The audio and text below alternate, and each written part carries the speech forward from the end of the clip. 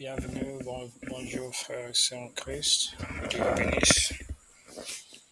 On a commencé notre étude biblique pour aujourd'hui. Je vais commencer par la prière.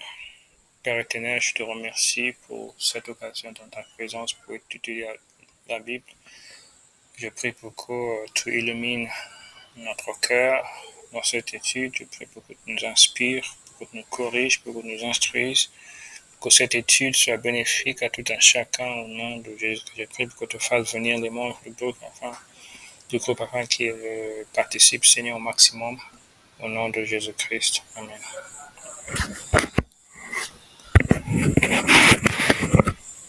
Alors, aujourd'hui, je suis assez faible. Il est possible que cette séance soit moins longue que d'habitude. Je fais de mon mieux. Je suis faible parce que je suis malade. Donc, je commence comme d'habitude par la lecture intégrale du livre d'Apocalypse, chapitre 5, le chapitre qui nous occupe actuellement.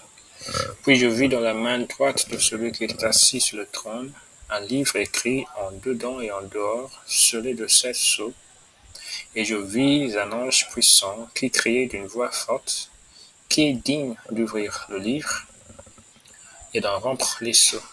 Et personne dans le ciel, ni sur la terre, ni sous la terre, ne peut ouvrir le livre, ni le regarder. Et je pleurais beaucoup de ce que personne ne fut trouvé digne d'ouvrir le livre, ni de le regarder. Et l'un des vieillards me dit, ne pleure point, voici le lion de la tribu de Juda, le rejeton de David a vaincu pour ouvrir le livre et ses 7 sceaux. Et je vis au milieu du trône et des 4 êtres vivants et au milieu des vieillards un agneau qui était là comme immolé. Il avait 7 cornes et 7 yeux qui sont les 7 esprits de Dieu envoyés par toute la terre. Il vint et il prit le livre de la main droite de celui qui était assis sur le trône. Quand il eut pris le livre, les 4 êtres vivants et les 24 vieillards se prosternèrent devant l'agneau, tenant chacun une happe et des coupes d'or remplies de parfums qui sont les prières des saints. Et ils chantaient un cantique nouveau en disant, tu es digne de prendre le livre et d'en ouvrir les sceaux, car tu as été immolé et tu as racheté pour Dieu par ton sang des hommes de toute tribu, de toute langue, de tout peuple et de toute nation. Tu as fait d'eux un royaume et des sacrificateurs pour notre Dieu et ils régneront sur la terre.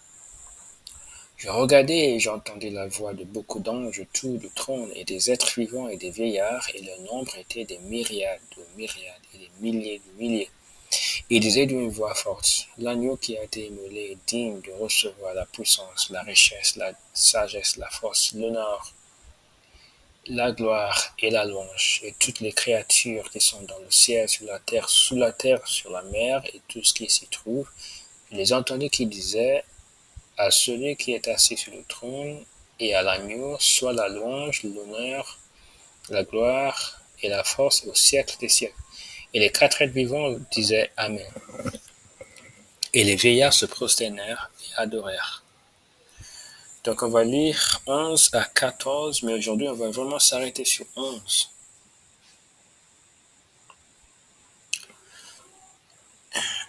Donc je regardais et j'entendis la voix de beaucoup d'anges autour du trône et des êtres vivants et des vieillards, et leur nombre était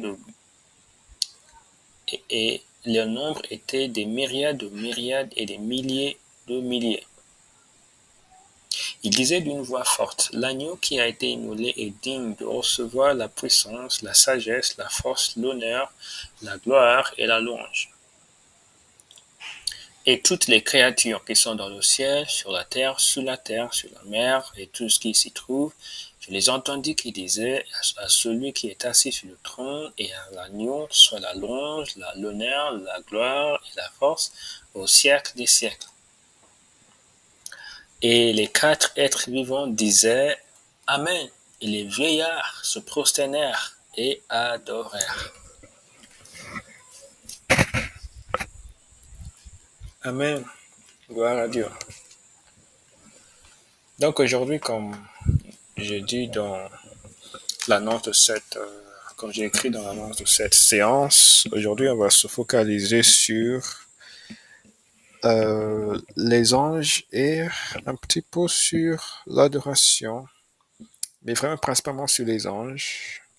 On va explorer, donc cette séance va être une séance pas comme les autres, puisqu'on va juste explorer quelques écritures en rapport avec les anges, mais on va pas entrer dans beaucoup de détails.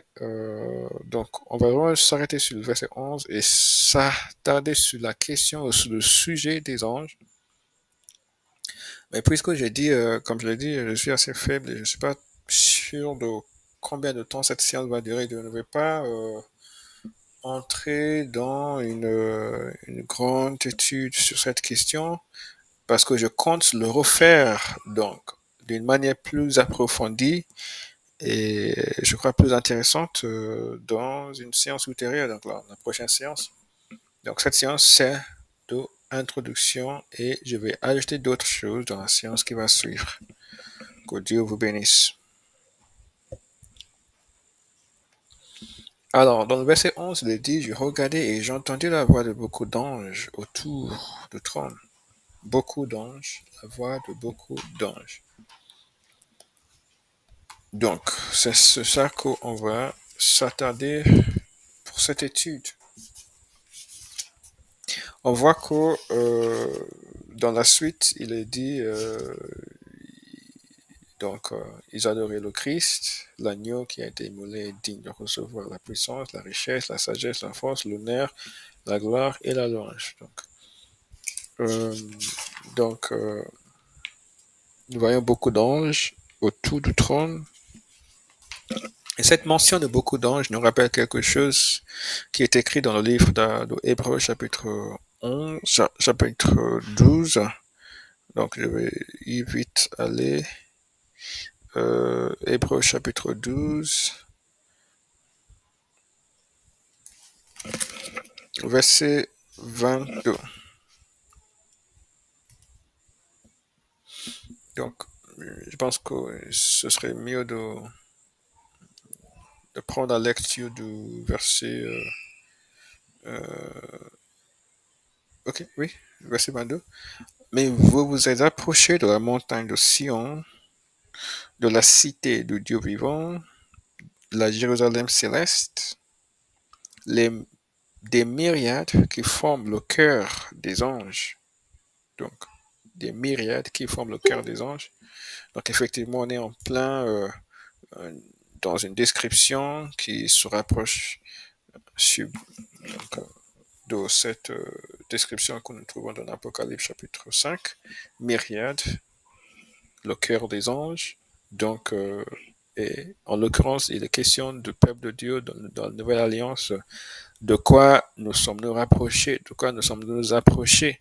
Donc, on s'est approché de la montagne de Sion, de la cité de Dieu vivant. On est vraiment dans une nouvelle alliance avec de nouvelles expériences. Et une partie de cette expérience et de cette expérience de communion.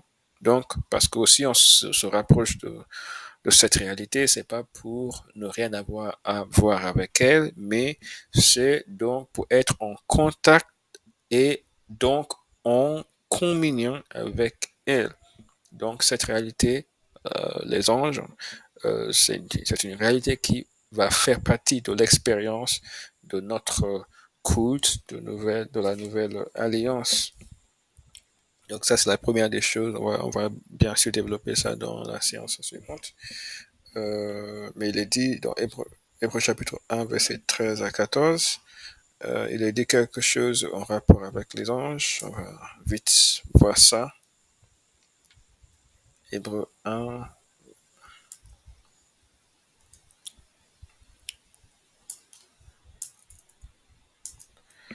verset 13 à 14. Et auquel des anges a-t-il jamais dit, assieds-toi à ma droite jusqu'à ce que je fasse de tes ennemis ton marchepied.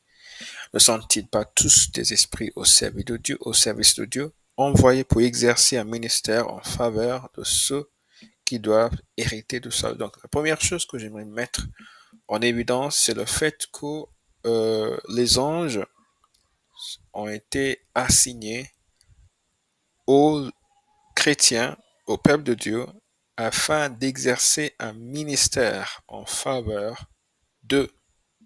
Le peuple de Dieu bénéficie d'un ministère exercé en leur faveur par les anges. Les anges sont des ministres en faveur du peuple de Dieu. Donc ça, c'est un point très important, même si la Bible n'élabore pas la manière dont fonctionne ce ministère, mais c'est un point essentiel, il faut qu'on sache ça, que les anges, quand on voit les anges dans la Bible et quand on voit les informations autour des anges, on doit garder à l'esprit que nous, les chrétiens, nous, le peuple de Dieu, nous, les enfants de Dieu, dans cette nouvelle alliance, nous bénéficions, nous profitons de quelque chose de particulier, le ministère des anges. Et bien sûr, si la Bible ne nous explique pas sous forme d'exposer la façon dont les anges fonctionnent en notre faveur, nous pouvons pourtant en discerner quelques informations ou quelques oui, certaines choses en rapport avec la manière dont les anges fonctionnent à notre égard. Donc, on va juste regarder quelques écritures qui vont nous donner quelques informations utiles pour comprendre et pour apprécier, donc, et pourquoi pas pour expérimenter ce ministère des anges. Donc, lisons d'abord dans Genèse chapitre 28, versets 10 à 16. Genèse chapitre 28, versets 10 à 16.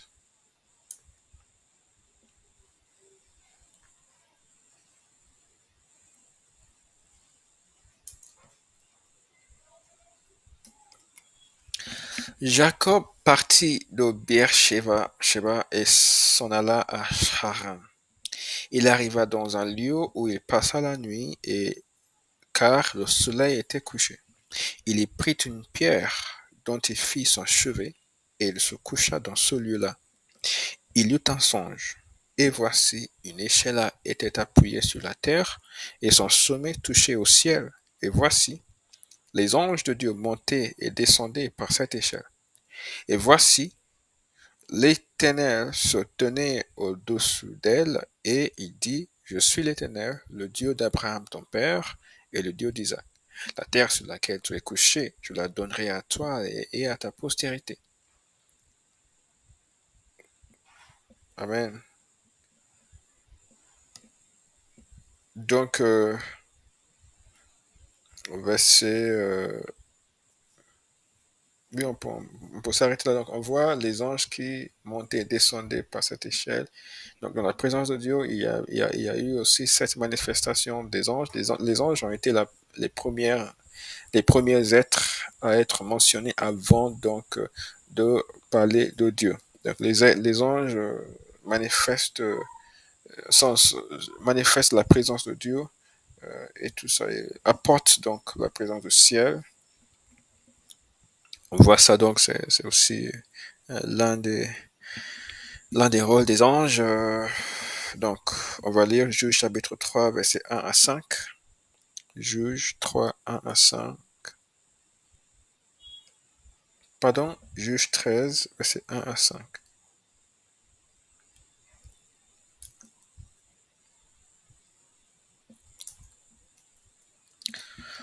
Les enfants d'Israël firent encore ce qui déplaît à l'Éternel, et l'Éternel les livra entre les mains des Philistins pendant 40 ans. Il y avait un nom de Soréa de la famille des Danites et qui s'appelait Manoach. Sa femme était stérile et n'enfantait pas. Un ange de l'Éternel apparut à la femme et lui dit, voici, tu es stérile et tu n'as point d'enfant. Tu deviendras enceinte et tu enfanteras un fils. Maintenant, prends bien garde, ne bois ni vin ni liqueur forte et ne mange rien d'impur, car tu vas devenir enceinte et tu enfanteras un fils. Le rasoir ne passera point sur sa tête, parce que cet enfant sera consacré à Dieu dès le ventre de sa mère, et ce sera lui qui commencera à délivrer Israël de la main des Philistins. Amen. Gloire à Dieu. Donc on voit clairement que ici l'ange joue le rôle de messager de l'Éternel. Il vient pour envoyer, pour transmettre des informations de la part de Dieu lui-même. Et il donne ces informations et il donne les raisons pour ces instructions particulières.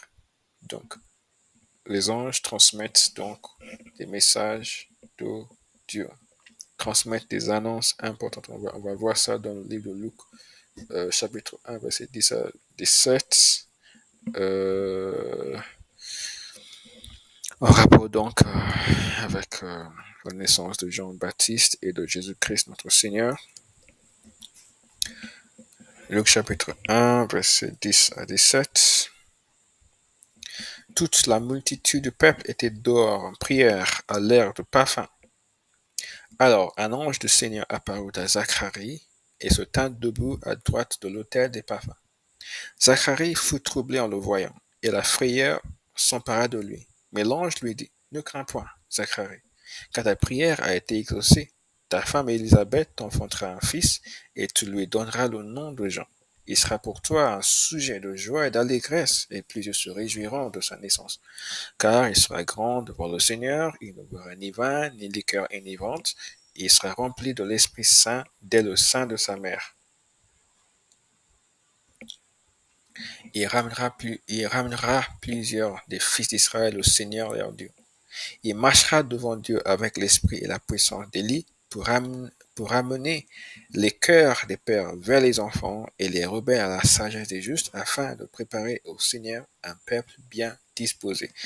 Donc voici un message bien élaboré de la part de Dieu transmis par l'intermédiaire de cet ange Gabriel.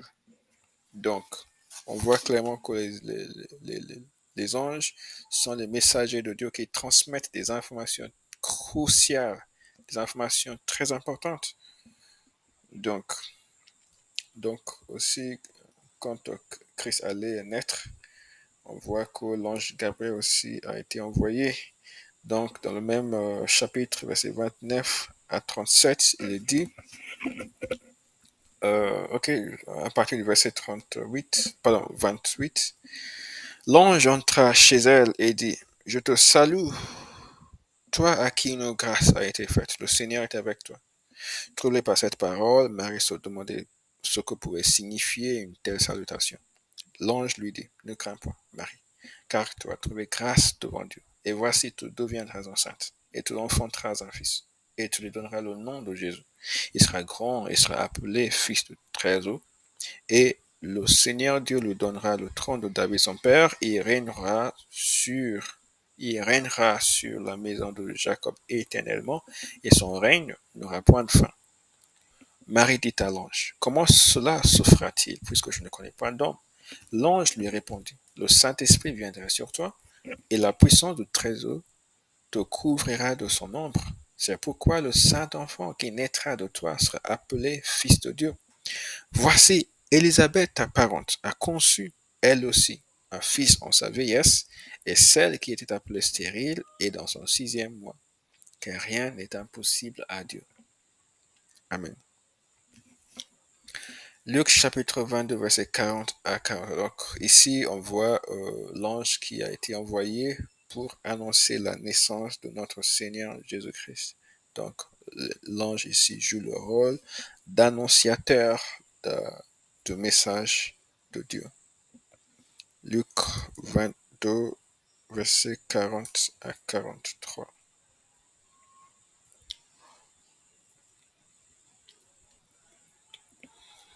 Lorsqu'il fut arrivé dans ce lieu, il leur dit, priez afin que vous ne tombiez pas en tentation. Puis il s'éloigna d'eux à la distance d'environ un jet de pierre, et s'étant mis à genoux, il pria, disant, Pierre, si tu voulais éloigner de moi cette coupe, toutefois, que ma volonté ne se fasse pas, mais la tienne. Alors un ange lui apparut du ciel pour le fortifier.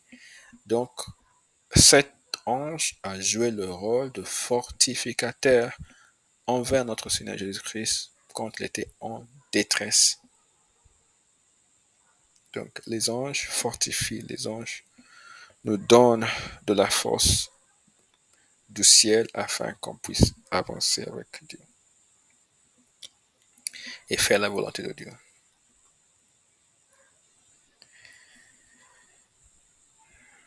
Donc, sur le rôle des anges, on va s'arrêter là pour aujourd'hui. Comme je dis, cette séance ne serait pas très longue. On va faire davantage dans les séances qui vont suivre. Que Dieu vous bénisse, frères et sœurs en Christ. Je vais prier la prière de la fin. Merci Éternel pour cette occasion de ta présence. Merci pour la grâce que tu nous as accordée. Je prie que cette petite étude va être une bénédiction à tout un chacun au nom de Jésus-Christ. Je prie. Amen.